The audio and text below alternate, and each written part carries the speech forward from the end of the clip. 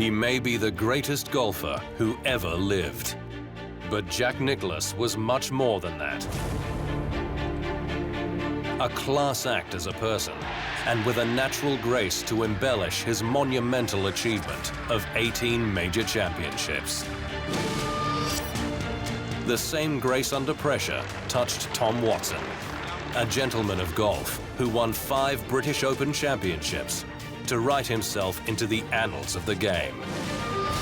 Annika Sörenstam of Sweden won so often on the women's circuit that momentarily she chose to test herself against the men.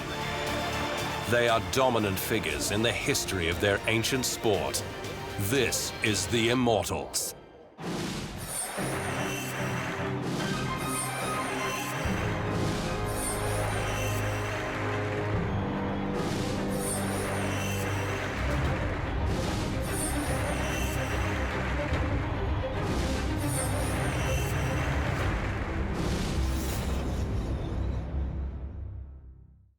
So in the immortal words of a CBS golf announcer, Vern Lundquist, yes, sir, the Congressional Gold Medal goes to the gentleman from Ohio, the Golden Bear, Jack Nicklaus. World champion Jack Nicklaus at the Lake. They called him the Golden Bear, and he wreaked havoc on the world of professional golf from the 1960s until one famous afternoon at Augusta National in 1986.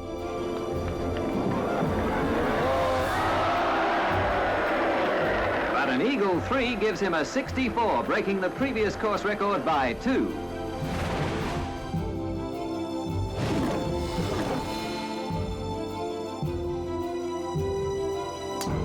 Professional golf is played in all corners of the globe, in almost every week of the year. But it is the 4 majors that are the measuring sticks for players. The Masters at the fabled Augusta National in Georgia, the US Open, the Open Championship on the links of Britain, and the US PGA Championship carry with them a mystique and a history.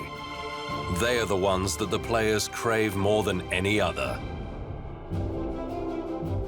Jack Nicklaus, a man from Columbus, Ohio, who had emerged to win 2 US amateur titles before turning pro, was no different. Except that he found a way to win 18 of them. A feat unrivaled before or since, and even out of the reach of the great Tiger Woods, so it seems.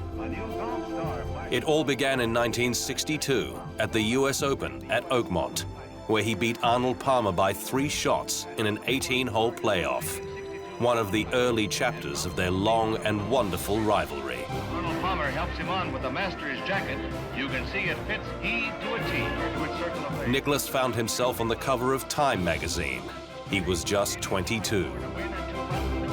He won the Masters for the first time in 1963, and by 1966 had the full set of 4 majors after his triumph in the Open Championship at St Andrews. Nicklaus bombed the ball long, hit it left to right by preference, and knew how to win. Loved to close the door on a rival. He was not the most popular player out on tour. That honor would be reserved for the charismatic Palmer with his famous Arnie's Army. But he was the best. Although through the years he had significant challenges. From Palmer to begin with, from Gary Player, the great South African, and from Tom Watson, his fellow American. From 1962 to 1980, Nicklaus won 17 majors, contended in many others, overtook the record of 11 of the modern majors held by Walter Hagen, and set a new benchmark for the game.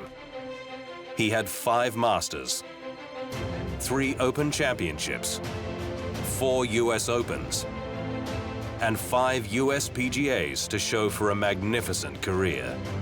Married to Barbara, he fathered 5 children, and they began the Nicklaus Children's Health Foundation together, which became a passion.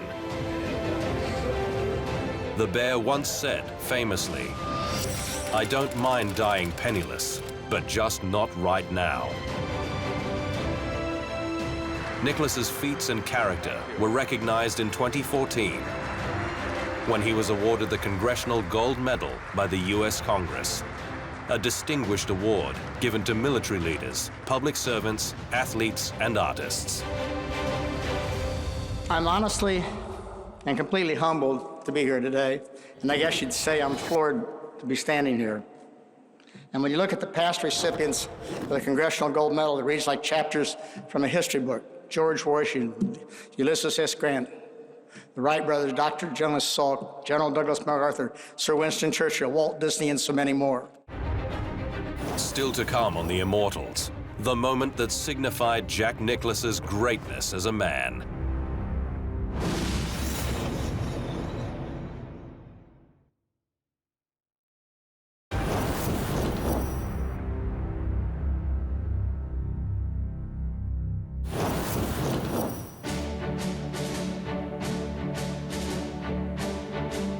Great Britain's Tony Jacklin and Jack Nicklaus were all square in a titanic match on the final day of the Ryder Cup Teams event at Royal Birkdale in England in 1969. What happened when they reached the 18th and final hole is oft quoted as the mark of Jack Nicklaus. The Bear had a tricky putt of almost 2 meters to par the final hole, which he duly managed.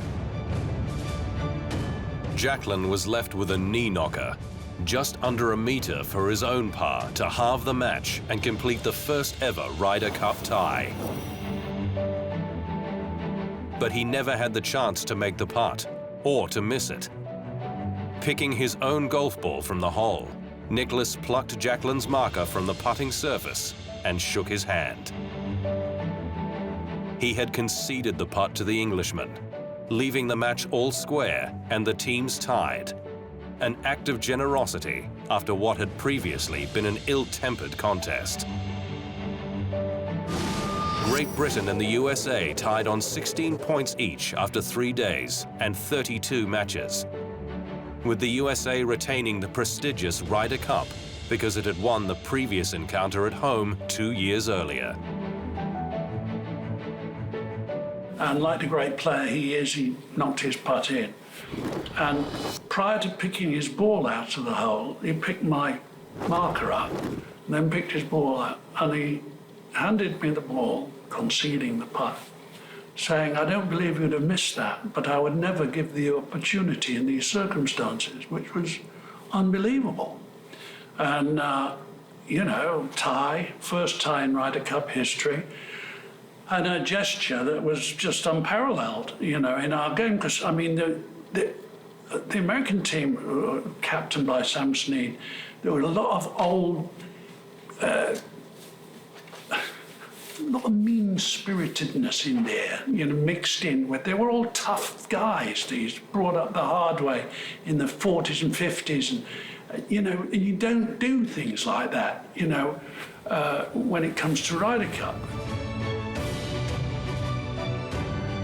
Nicklaus's teammates thought it overly generous, and the USA captain, Sam Snead, called it ridiculous. We went over there to win, not to be good old boys. But in time, it came to be regarded as one of the greatest acts of sportsmanship in all of sport, and it summed up Jack Nicklaus.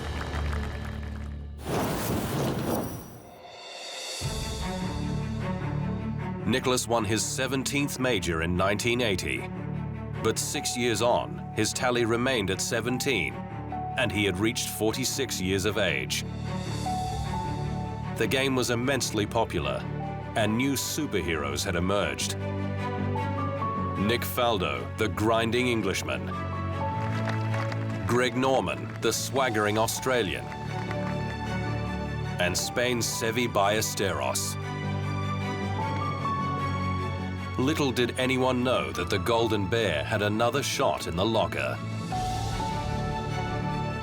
At the Masters at Augusta National in April 1986, Nicklaus closed with a final round of 7 under par 65 to put himself into the mix for a 6th green jacket. Signing at 9 under par overall, he waited for Norman, the joint leader, to finish a few groups behind. but Norman bogeyed the 18th to lose. The famous green jacket for Masters winners belonged to Nicklaus, his 6th. At 46, he was the oldest ever Masters champion, a shot ahead of Norman and Tom Kite, and a further shot ahead of Ballesteros. It goes down as one of the most famous Masters tournaments ever. Arguably the greatest name in the sport, coming back to his best for one breathtaking afternoon. Maybe I should say goodbye. Maybe that'd be the smart thing to do. But I'm not that smart. Nicklaus's career wound down from that point, and he focused on his business interests, in particular his golf architecture, building courses around the world, including his signature piece, Muirfield Village, in his native Ohio. He played his last Masters and Open Championships in 2005, the latter quite appropriately at the home of the game, St Andrews in Scotland. A cluster of young men have tried to chase down his records and feats, from Tiger Woods to Rory McIlroy to Jordan Spieth and Jason Day. Woods roared to 14 majors at age 32 when he won the 2008 US Open at Torrey Pines on a wobbly knee and with a fracture in his leg. But to the end of 2016, he had not added to his tally, and a back injury and various off-course controversies had seen his star fall. As for Nicklaus, he sat back and watched them all try to catch him. His 18 majors clearly ahead of Woods on 14, with Walter Hagen's 11 next on the list. Jordan Spieth's breakthrough majors win at the 2015 Masters, as well as Rory McIlroy's 4 majors to the end of 2014, opened up speculation that the Bears' high water mark could be in danger, a notion that the man himself acknowledges. I don't know, I mean, Jordan has only won 1 major. I mean, in his advanced career at age 21. But if you look at that, he's had, 25 top 10s he's had at age 21. I mean, that's phenomenal. Rory's what, 4 already? I mean, Rory McIlroy's got a lot of major championships in him. I mean, right now, if I would have to say, I'd say that, I still think Tiger's got a good shot at doing breaking my record, but I would say Rory's got a really good shot. The Golden Bear remains at the pinnacle as golf's most immortal figure. Up next on the Immortals, another of golf's gentleman superstars.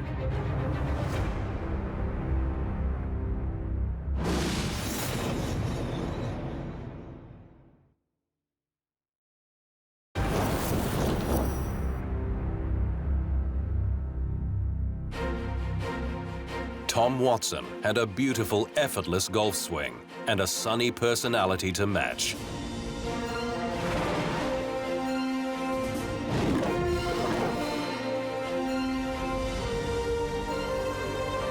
He was also a competitor, a fact that shone out through more than 30 years at the top of golf. Watson's 8 major championships puts him 6th on the all-time list behind Jack Nicklaus. His 5 Open championships, 1975, 1977, 1980, 1982, and 1983, is second only to Harry Vardon, with 6 in the world's oldest and most prestigious golf tournament. Peter Thomson of Australia, James Braid of Scotland, and J.H. Taylor of England are the other men to have won 5.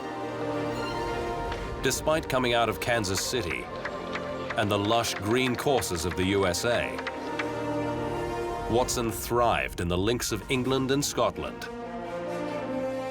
where the ball is played along the ground rather than in the air, and where the winds are treacherous. Watson's love affair with the British links kicked in early, He won the Open Championship in 1975 at his first start in the storied tournament, beating Australia's Jack Newton in a dramatic 18-hole playoff when Newton missed a par putt at the last. Well, I wasn't too happy out there. I was determined. I was determined to play at the best of my ability. Very calm, too. And not, well, you didn't see me on the inside. I tell you, the last 3 holes when we were tied, or last 2 holes when we were tied, it was churning inside. I mean, the butterflies are huge. Did you think earlier in the week that you could do it? I felt that I had a chance, yes. It launched his career, and in 1977, at Turnberry, he would be a lead actor in one of golf's greatest plays, the so-called Duel in the Sun, with none other than Jack Nicklaus as the other protagonist. Back in '75, I was just trying to learn how to play this game for a living and compete successfully. And I had a fortunate week at St. Andrews, not a lot of wind, of course, not a lot of rough, and I prevailed in a playoff and with some wind. And that began my Open odyssey, you might say. The 77 Open at Turnberry was the place where I really felt that I belonged out here on the professional tour. I felt that I could play against the best and beat the best. Watson, at the time the defending Masters champion, and Nicklaus, the reigning Open champion, cleared out from the field, both shooting 65 on the Saturday, then trading blows on the final day when the crowd stormed the fairways, at one point holding up play for 15 minutes. Watson shot 65, finishing it with an 8-iron shot close at the last for a tap-in birdie. Nicklaus carded a 66, 10 shots ahead of the next best player. Tom Watson went on to win the Masters twice, in 1977 and 1981, and the US Open in 1982. He won his last big tour event in 1998, but turned to the Seniors Tour and dominated for a few more years, winning 6 senior majors. Like Nicklaus, he had one final hurrah, and appropriately, it came at Turnberry in the Open Championship of 2009, when at 59 years of age, Watson went within a fickle bounce of winning the title again and creating history.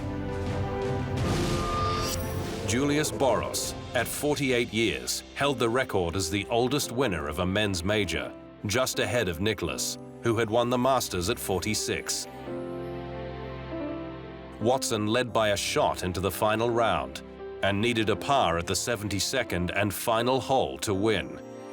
Alas, his 8-iron to the last green, purely hit, bounced hard and ran off the back of the green. And from there, he could only make bogey, so that he was forced into a playoff with his compatriot Stuart Sink. Sink won the playoff, and Watson was left to deliver his verse on perspective as he entered the media tent. Nobody died, fellas. It's still just a golf tournament. Watson regretted those moments, but not in the context of his whole career, which is remarkable. Boasting 39 wins on the PGA Tour, 6 Player of the Year awards, another 14 wins worldwide, and a place in the World Golf Hall of Fame.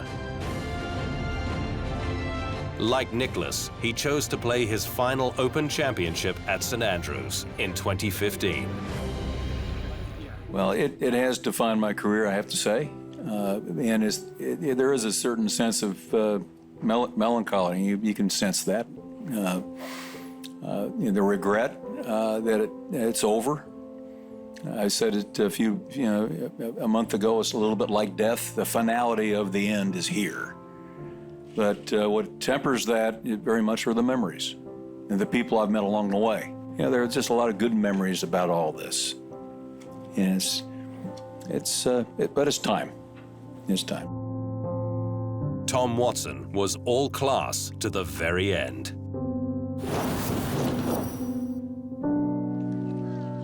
The relationship between player and caddy is something unique to golf. and Tom Watson had the best of it.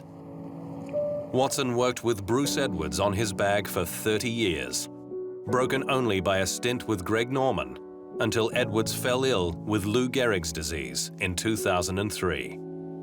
They had a remarkable friendship. Edwards had a habit of packing an egg sandwich for Watson to eat on the secluded 13th tee at Augusta National during the Masters each year. And after he died, age 49 in 2004, Watson continued the tradition. Each year, he would have his new caddy pack an egg sandwich for the first round of the Masters. And Watson would leave the sandwich on the seat beside the tee. It is typical of Watson that he never underplayed or forgot the contribution made by his caddy. That's part of the tradition, my Masters tradition. He loved the Masters. This is his favorite tournament. When we return, the coolest of Swedes, Annika Sörenstam.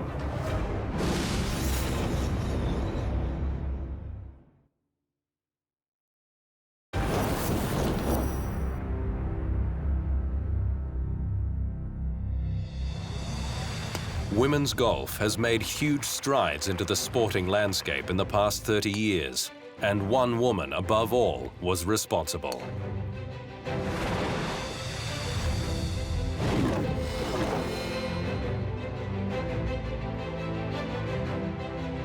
Annika Sörenstam of Sweden put women's golf on the sporting map. Such was her greatness.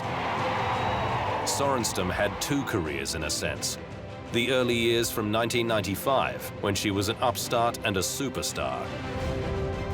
And then the second, coming around a decade later, when she was simply unstoppable. Sörenstam won 72 times on the LPGA Tour, the world's richest, toughest, and best for women. 8 times in 2001, a monumental 11 times in 2002. Her final tally of 10 major championship wins falls a little behind the record of 15 held by Patricia Berg of the US in the 1930s, 40s, and 50s. But when you factor in the growth of the women's game in the modern era, the Swedish woman sits comfortably with Berg, Mickey Wright, Babe Zacharias, and Kari Webb among the greatest female players ever. Quite arguably, she is the best of all, and nobody can match her 8 wins as LPGA Tour Player of the Year. At the end of 2002, her dominance was so complete that she was invited to play on the men's circuit in the US PGA Tour's Bank of America Colonial event in Texas.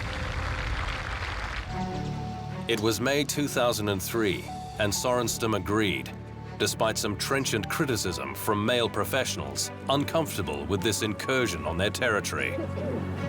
There are guys out there trying to make a living, so, you know, and it's not a ladies' tour. If she wants to play, I mean, she's mostly, you know, she should, or any woman for that matter, if they want to play the man, so they should qualify and play like everybody else. So.